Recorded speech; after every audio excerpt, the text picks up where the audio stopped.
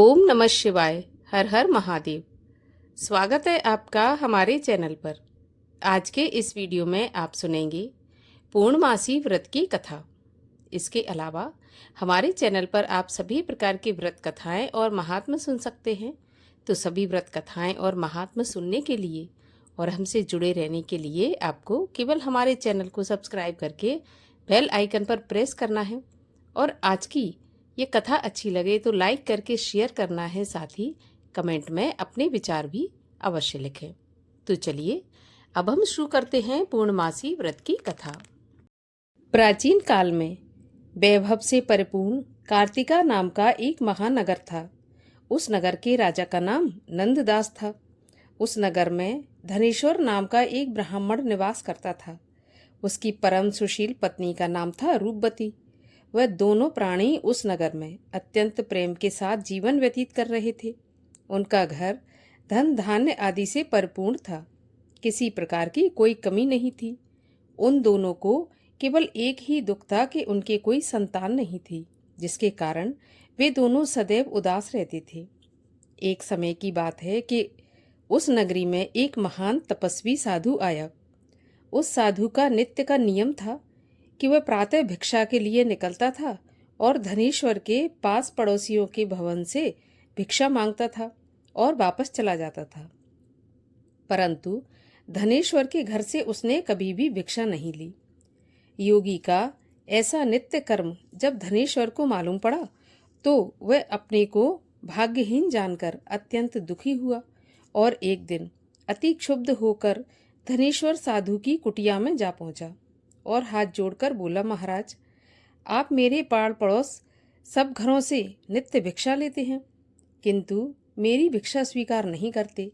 हे महात्मा, मैंने ऐसा कौन सा अपराध किया है जिसके कारण आप मेरे घर की भिक्षा नहीं लेते? तब साधु बोला, निस्संतान व्यक्ति का अन्न पावन नहीं होता, उसके ग्रहण करने से पातक लगता है। इस कारण मैं तुम्हारे घर से भिक्षा नहीं लेता हूँ। साधु के ऐसे वचन सुनकर धनेश्वर की आंखों से आंसू बहने लगे और वह रोता हुआ साधु के चरणों में लेट गया और बोला, हे महाराज, आप सर्वज्ञ हैं, तीनों काल भूत भविष्य वर्तमान के ज्ञाता हैं। आप मुझे ऐसा कोई सुगम उपाय बताने की कृपा कीजिए जिसके द्वारा मेरा भाग्य उदय हो और मैं इस दुख से छुटकारा पा जाऊं, अर्थात मुझे भी पुत्र लाभ हो।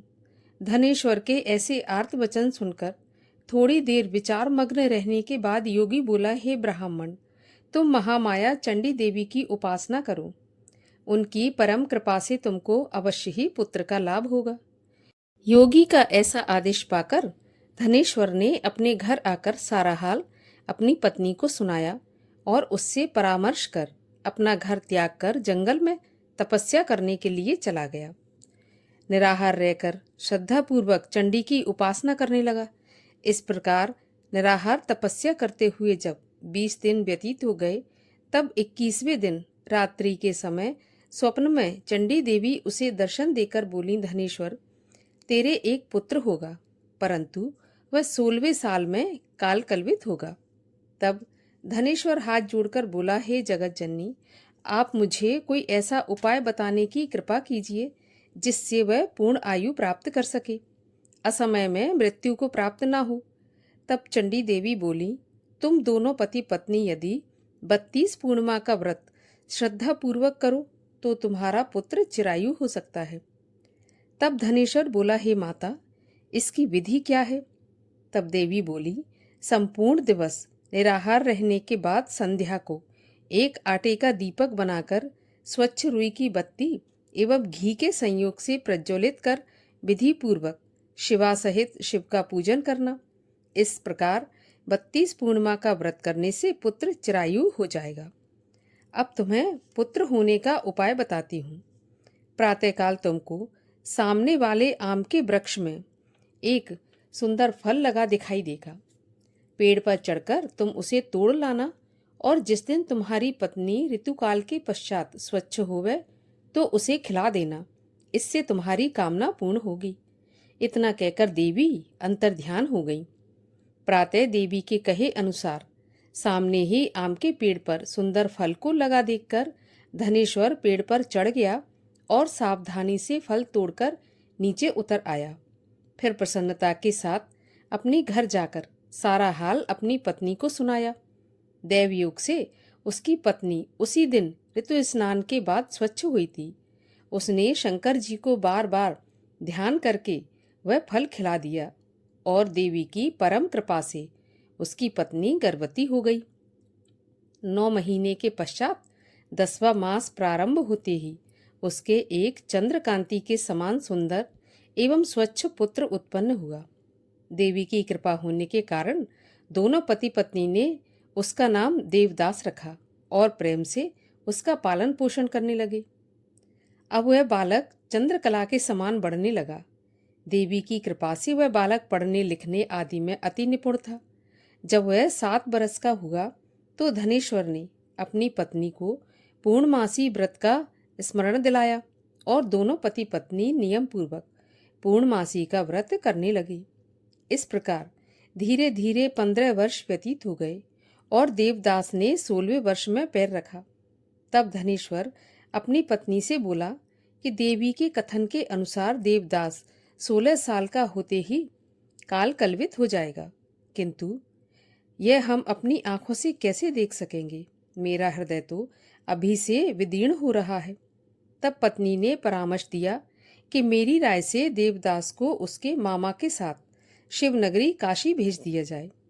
वह वहीं रहकर विद्या अध्ययन भी करेगा और जिन भगवान शंकर की कृपा से हमें ये प्राप्त हुआ है वही इसे पूर्ण आयु प्रदान करेंगे।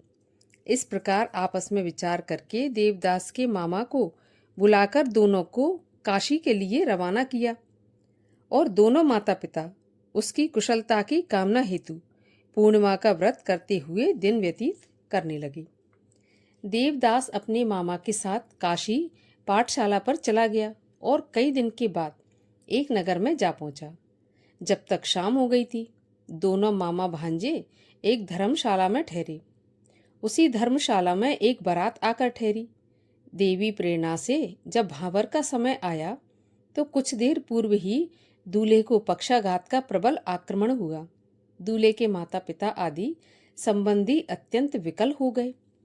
तब किसी ने परामर्श दिया कि इसी धर्मशाला में अमुक कमरे में वर के अनुरूप एक युवक ठहरा है, उसे किसी प्रकार संतुष्ट करके उसी के साथ भावरें डाल दी जाए और अन्य जो भी कार्य होंगे वह वर के साथ हो जाएंगे।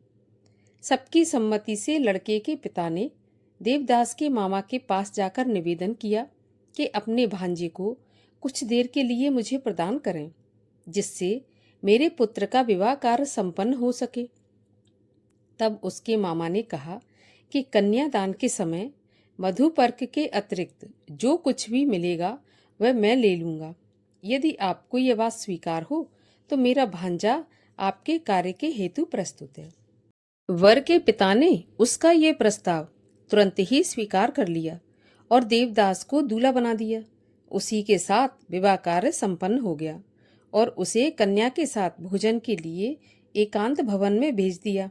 परंतु देवदास संकोच के मारे भोजन नहीं कर सका और मन में विचार करने लगा कि यह दूसरे की स्त्री और इसके साथ भोजन करने से इसका धर्म नष्ट हो जाएगा। यह सोच के मारे उसकी आंखों से आंसू छलक उठे। यह देखकर वह कन्या बोली, मैंने देवद्विज अग्नि एवं अनेक संबंधियों के समक्ष आपको पति के रूप में स्वीकार किया है। अब मैं किसी दूसरे को अपना पति नहीं बना सकती। तब देवदास बोला कि आपके इस निश्चय से आपका अनिष्ट होगा, क्योंकि मेरी आयु का केवल 1 वर्ष ही शेष रह गया है। अतः इस विचार को अपने हृदय से निकाल दीजिए। तब कन्या बोली, हे स्वामी, आप मेरी चिंता मत कीजिए। यदि मैं धर्म के पथ पर अडिग हूँ तो ईश्वर मेरा कल्याण करेंगे। आप इसकी चिंता त्याग कर प्रेम से भोजन करो। तब देवदास ने उसके साथ भोजन करके शयन किया और प्रातः ब्रह्म वेला में ही शय्या त्याग कर पत्नी को जगाया और उसे दुपट्टा प्रेम पूर्वक प्रदान करके बोला, हे भामिनी, अब मैं तुमसे विदा लेकर जनवासी में जा रहा हूँ। यदि परमात्मा की कृपा से जीवित रह गया तो अवश्य मिलूंगा। वैसे मेरी मृत्यु व जीवन जानने के लिए तुम अपने भवन में उत्तम सुगंध वाली नवपल्लिका का पेड़ लगाना और उसे नित्य प्रति अपने हाथों से सींचना। जब तक वह हरा भरा और फलता फूलता रहेगा तो मुझे जीवित समझना। कदाचित वह पेड़ मुरझाकर सूख जाए तो जान लेना कि अब मैं इस संसार में नहीं रहा। अतः संतोष के साथ मर्यादा का पालन करना। इतना कह पत्नी से विदा होकर देवदास अपने मामा के पास जा पहुंचा और दोनों मामा भांजे उसी समय काशी यात्रा पर चल पड़े और कुछ काल बाद काशी में जा पहुंचे। इधर सवेरा होते ही बारात विदा की तैयारी होने लगी और समस्त बारातियों व वर के साथ वर का पिता मंडप में जा पहुंचा। तब उस कन्या ने वर को देखकर अपने पिता को अपने पास बुलाया और बोली कि आपने जिस वर के साथ मेरा विवाह किया है यह वह नहीं है, अतः यह मेरा पति है ही नहीं, मैं इसके साथ नहीं जाऊंगी। तब तो सभी बाराती बिगड़कर बोले, तुम्हारी शादी इसी के साथ हुई थी, अतः तुमको चलना पड़ेगा। तो कन्या बोली, मैंने कन्यादान के समय कुछ आभूषण वर को दिए थे, वह दिखाइए, तथा मैंने क्या क्या गुप्त बातें इसे बताई थी वह भी सुना दे। यदि सत्य होगा तो मैं जान लूंगी। कन्या के ऐसे वचन सुनकर पक्षाघात से पीड़ित वह वर लज्जित हो गया और समस्त बारातियों के साथ बारात वापस चली गई। काशी जी में निवास करते हुए 1 वर्ष होने को आया तो एक दिन काला सर्प उसे डसने की कामना से उसके कमरे में आया।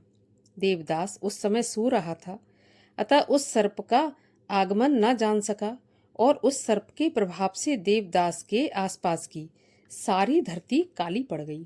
परंतु उस विष का प्रभाव देवदास पर नहीं हुआ, क्योंकि उसकी माता 32 पूर्णिमाओं का अपना संकल्प पूरा कर चुकी थी।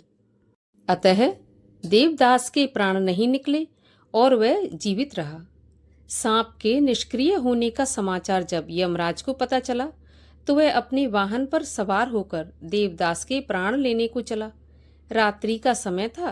काशी में काशीपति के गण चारों ओर घूम घूम कर पहरा दे रहे थे। अचानक उनकी दृष्टि यमराज पर पड़ी तो वह उनके आगमन का कारण जानने की उत्सुकता को नहीं दबा सके और यमराज के पीछे पीछे चल दिए। अपने प्रयासों से उनके आने का अभिप्राय ज्ञात कर लिया और यह समाचार देने के लिए वह देवाधिपति शंकर जी के पास पहुंची और विस्तार से सारा हाल भवानी शंकर को सुना दिया। त्रिकालदर्शी शिवजी ने अपनी यौगिक शक्ति से उसकी माता द्वारा व्रतों का संकल्प, यमराज के आगमन का सारा हाल गिरजा को सुनाया। यह सुनकर गिरजा मात्र व्यथा से व्यथित हो शिवजी से बोली, हे स्वामी, मेरा निवेदन है कि आप उस अबोध देवदास को अभयदान दीजिए, क्योंकि वह आपकी शरण में है और उसकी माता ने भी आपकी पूजा करते हुए 32 पूर्णिमाओं का व्रत किया है। इसलिए उस पर कृपा करके देवदास को जीवन दान दीजिए। भक्त वत्सल भगवान शिव ने गौरा के ऐसे वचन सुनकर हर्षित हो देवदास के स्थान पर गए जहां वह प्राणहीन निश्चल पड़ा था। उसके मुंह में एक अमृत बूंद डालकर अंतर्ध्यान हो गए और देवदास सोए हुए व्यक्ति के समान उठ बैठा और अपने मामा से कहा कि 16वां साल भगवान की कृपा से पूरा हो गया, इसलिए अब घर चलना चाहिए। ऐसा विचार करके घर के लिए चल दिए। इधर उसकी पत्नी उसके आदेश के अनुसार नवपल्लिका का पेड़ लगाकर नित्य पावन जल से सींचती हुई अपने पति के ध्यान में मग्न रहती थी। जब यमराज ने देवदास के प्राण निकाले तब नवपल्लिका के मुरझाए हुए पुष्पों को देखकर वह अति व्यथित हो गई और कुछ काल के पश्चात ही जब देवदास को शिवजी ने जीवित कर दिया तब नवपल्लिका के पुष्प पुनः सुरक्षित एवं पूर्व के भांति हो गए। यह देखकर वह आनंद से अपने पिता के पास जाकर बोली, पिताजी, मेरे प्राणनाथ जीवित हैं, आप मेरी विनती पर ध्यान दीजिए और उनका पता लगाने का प्रयत्न कीजिए। अभी बाप बेटी में यह बात हो ही रही थी कि बाहर से समाचार मिला कि आपके दामाद देवदास आपके द्वार पर आ गए हैं। तब दोनों बाप बेटी परम प्रसन्न हो शिवजी का गुणगान करने लगे। और अपने संबंधियों को एकत्र कर सबके समक्ष उसकी परीक्षा करके और परीक्षा में भली भांति जब विश्वास हो गया कि वह वही लड़का है जिसके साथ विवाह हुआ था, तब बड़ा आनंद मनाया और 1 सप्ताह तक उसकी मेहमानदारी करने के बाद तमाम दहेज आदि के साथ कन्या सहित विदा कर दिया।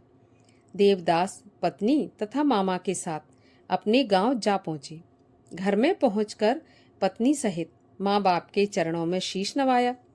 माँ बाप परम प्रफुल्लित हुए और दोनों को अनेक आशीर्वाद देकर गले से लगाया। धनेश्वर ने अपने पुत्र को मृत्यु भय से मुक्त हो जाने पर बड़ा भारी उत्सव मनाया और ब्राह्मणों को अति प्रसन्न होकर दान देकर संतुष्ट किया। भगवान श्री कृष्ण बोले, हे माता, जो स्त्रियां श्रद्धा भक्ति से इस व्रत को करती हैं वह वैधव्य की विषम व्याधि से मुक्त हो अटल सौभाग्यवती होकर सकल सुखों की अधिकारिणी होती हैं। मेरे इन वचनों में लेश मात्र भी संशय नहीं है। व्रत करने वाला चाहे स्त्री हो या पुरुष, भगवान शंकर की कृपा से संसार के सकल आनंद भोग कर अंत में आवागमन रहित होकर शिवलोक को प्राप्त होता है। बोलिए भगवान शिव शंकर की जय। श्री कृष्णचंद्र भगवान की जय।